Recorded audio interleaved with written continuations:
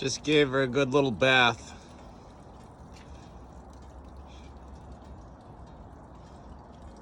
A little bit cleaner than she was.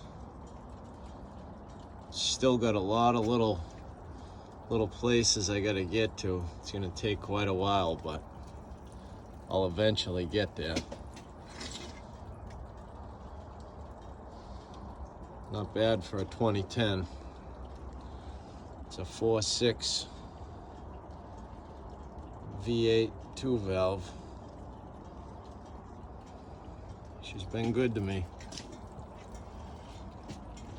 This is the newest truck I'll ever own. I'll never buy anything newer. No, sir.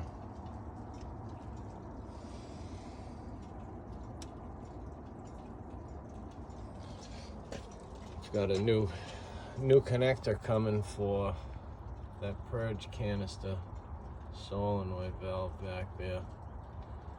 That connector with that yellow stripe on it has a little bit, let's see if we can focus. You can see a little split on that white wire causing an engine light to come on, and due to that, it throws a couple different codes for lean bank 1, lean bank 2, O2 senses,